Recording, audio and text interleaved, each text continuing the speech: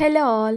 అప్పట్లో పెద్దవాళ్ళైతే నువ్వుల పిండిని ఇలానే చేసుకునే వాళ్ళంటండి. ఎందుకంటే అప్పుడు చాలా వరకు అన్ని ఉమ్మడి కుటుంబాలే కదా, ఇంట్లో చాలా ఎక్కువ మంది ఉన్నప్పుడు సర్దిరావు కదండి, ఓన్లీ పల్లీలు నువ్వులతో చేసుకుంటే దానికోసమే ఇలా చేసుకునే వాళ్ళంట. ఇప్పుడు అమ్మ కూడా అయితే ఇలానే చేసింది. మేము హాలిడేస్కి అయితే ఊరొచ్చాము, ఇంకా అందరికీ అలా సరిపోవని చెప్పి ఇలా అయితే చేసేసింది అనమాట. నేనైతే వీడియో తీసాను, ఎవరికైనా యూజ్ అవుతుంది కదా, ఎక్కువ మంది ఉన్నప్పుడు ఇలా ప్రిపేర్ చేసుకుంటారు కదా అని చెప్పి. మీరు కూడా అయితే ఇలా ఒకసారి ట్రై చేసేయండి.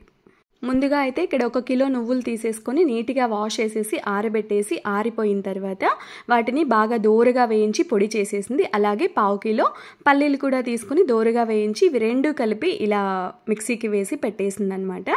వాటితో పాటు మనం తడి బియ్య పిండి కూడా రెడీ చేసి పెట్టేసుకోవాలి.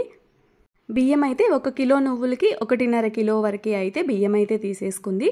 తర్వాత 1 కిలో బెల్లం అయితే తీసుకోవాలండి. 1 కిలో బెల్లం తీసేసుకొని అందులోకి 1/4 గ్లాస్ అలా నీళ్ళు వేసేసుకొని ఇలా కొంచెం పాకం అయితే రానివ్వాలి. లైట్గా పాకం వస్తే సరిపోతుంది, ఎక్కువ పాకం అయితే అస్సలు అవసరం లేదు. ఒకసారి ఇలా చెక్ చేసుకుంటూ ఉండాలి, మధ్యలో ఎక్కువ ముదురు పాకం రాకుండా లేత పాకం రావాలన్నమాట.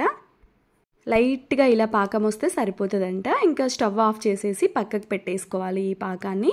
ఇప్పుడు ఈ పాకంలోకి మనం ఇందాక తడి బియ్య పిండి రెడీ చేసి పెట్టేసుకున్నాం కదా, 1.5 కిలో బియ్యం తీసేసుకోవాలని చెప్పాను కదండి. కిలో నువ్వులకైతే 1/2 కిలో పల్లీలు తీసుకుంది, కిలో నువ్వులు తీసుకుంది, 1.5 కిలో వచ్చేసి బియ్యం తీసుకుందనమాట.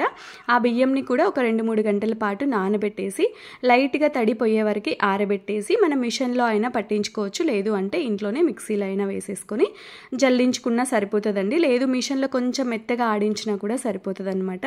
ఆ తడి బియ్య పిండి అలాగే మనం మిక్సీలో వేసి పెట్టుకున్నాం కదా నువ్వులు పల్లీలు, ఆ పొడి కూడా ఇందులోకి వేసుకొని రెండు కలిపి ఇలా బాగా ఆ పాకంలో వేసేసి బాగా కలిపేసుకోవాలి.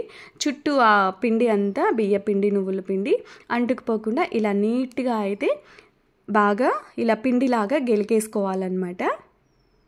నువ్వులు కూడా నీట్గా వాష్ చేసేసుకోవాలండి. అందులో ఏమైనా చిన్న చిన్న ఇసుక అలా ఉండకుండా నీట్గా వాష్ చేసుకోండి. లేదు అంటే లడ్డూలు తినేటప్పుడు ఆ రాళ్ళు పంటికి తగులుతూ ఉంటాయి, అలా లేకుండా నీట్గా వాష్ చేసేసుకోండి.